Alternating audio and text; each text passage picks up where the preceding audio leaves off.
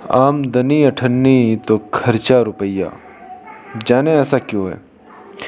जब भी बाजी लगाइए दिल और दिमाग की, ये ज़रूर सोचिए कि बात पैसों की है या फिर रिश्तों की।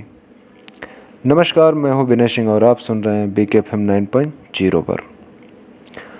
अमीर बनने का ये मतलब नहीं होता कि आप इमोशनल लेस हो जाएं। अमीर बनने का ये मतलब नहीं होता कि आप अपने रिश्तों को छोड़ दें। अमीर बनने का ये मतलब नहीं होता कि 24 घंटे आप सिर्फ फ़ायदा उठाने को सोचें।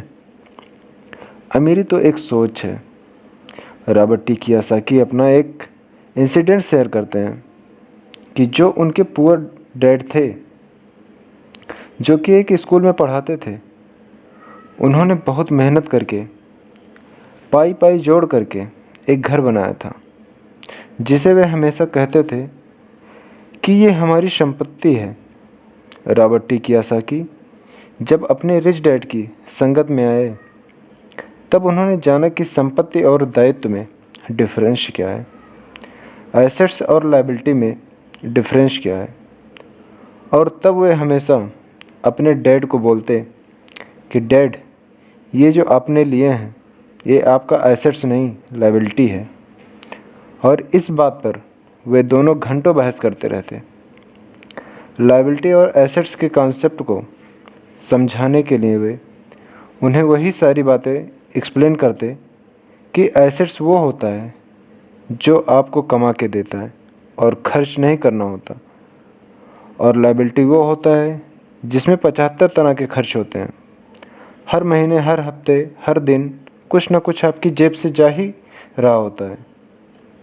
आगे रॉबर्ट टी कियोसाकी कहते हैं कि जब भी लोग उनसे बात बात पर बहस करते हैं कि उनका घर संपत्ति क्यों नहीं है, वे जानते हैं कि बहुत से लोग ये बात अपने दिमाग से नहीं, अपने दिल से कह रहे हैं।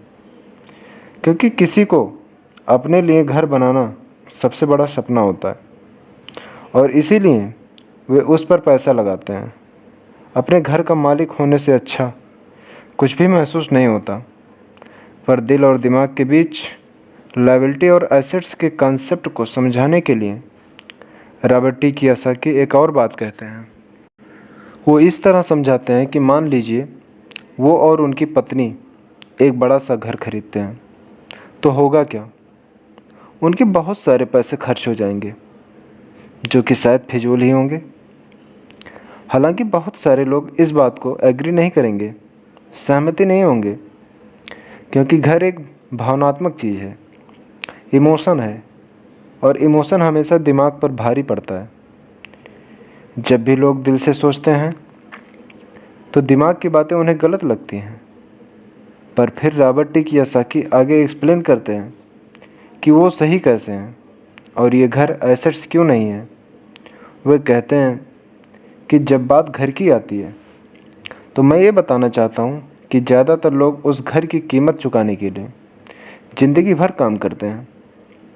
ज़्यादातर लोग एक घर खरीदने के बाद कुछ सालों बाद दूसरा घर खरीदते हैं, और घर बार पहले मकान के लिए जो कर्ज लेते हैं उस पर हर बार उनका 3 साल का नया कर्ज आ जाता है।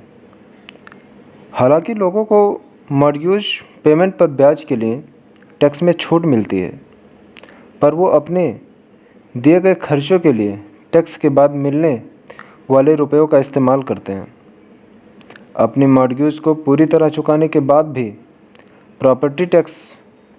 उनकी पत्नी के मम्मी डैडी को ये बात सुनकर बहुत धक्का लगा जब उनके घर का टैक्स $1000 प्रति माह पहुंच गया। और ये तब हुआ था जब वे रिटायर हो चुके थे। $1000 बहुत बड़ी रकम होती है। अगर हम इंडियन करेंसी में चेक करें तो शायद 70 से 75 हज़ार रुपये था, शायद उससे भी ज़्यादा।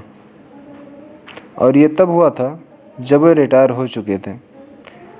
इस बढ़ोतरी से उनका रिटायरमेंट के बाद का बजट जो है वो बिगड़ चुका था, और उन्हें वो अपना मकान छोड़ना पड़ा।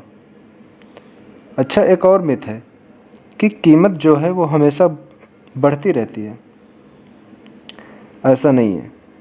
बहुत सारे लोगों ने कर्ज लेकर घर खरीदा और वो घर जितने में उन्होंने खरीदा आज उसकी कीमत आधे से भी कम है।